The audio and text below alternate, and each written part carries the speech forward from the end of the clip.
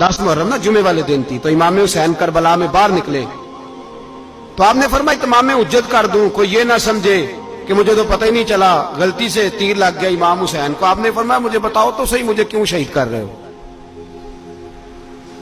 کوئی نہ بتا سکا۔ تو امام حسین نے فرمایا مجھے کیا ضرورت تھی مدینہ چھوڑ کے، مسجد نبوی چھوڑ کے آتا، میں تو اس لیے آیا ہوں کہ جس کو تم نے حکمران بنایا وہ شرابی ہے۔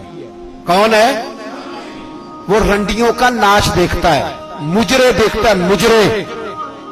وہ اللہ کے حلال کو حرام اور حرام کو حلال کہتا ہے، لہذا مسلمانوں کا حکمران بننے کے قابل ہے یہ امام۔ اور یہ میں آپ کو ایک نہیں، میں 20 تاریخوں میں دکھاؤں گا کہ یہی خطبہ امام حسین کا، کہ تم نے اللہ کے حلال کو حرام، حرام کو حلال کہا، شراب، زنا، جوا، بدکاری عام کر دی، لہذا یزید مسلمانوں کا حکمران بننے کا اہل ہے۔ امام حسین خطبہ دے رہے ہیں تو یزید کی فوج سے نا لشکر آوازیں دینے لگا، کیا بلا؟ کہنے لگے حسین جلدی کرو، یا بیعت کرو یا جنگ کرو، دیر نہ کرو، ہمارا جمعہ لیٹ ہو رہا ہے۔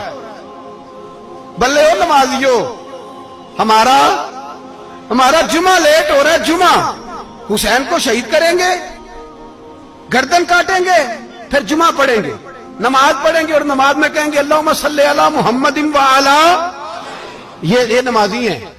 اہل بیت کی گردن پہ چھری چلائیں گے، پھر نماز پڑھیں گے اور کہیں گے اللہم صلی علی محمد وعلی، بلے ہو نمازیو۔ علامہ ہزاروی کہا کرتے تھے بلے ہو نمازیو۔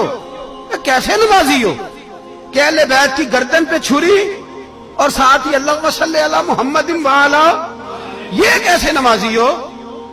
یہ آج پوری دنیا کا حکمران اللہ ماشاءاللہ اسی طرح کا نمازی ہے۔ وہ کہتا میری فوٹو دیکھی نہیں، میں نے عید پڑھی ہے مسجد میں، دیکھا نہیں فوٹو لگی ہوئی تھی، میں نے بھی عید پڑھی ہے، جمعہ پڑھا نہیں میں نے، میرا بھی ابا فوت ہو جائے تو جنازہ پڑھتا ہوں، مولوی مجھے مسلمان کیوں نہیں مانتا؟ میں نے کہا یزید کو کیوں نہیں امام حسین نے مسلمان مانا؟ وہ تو دمشق کی جامع مسجد کا خطیب تھا۔ امام حسین نے سبق دیا ہے، سبق کہ زانی شرابی کو حکمران بنایا جا سکتا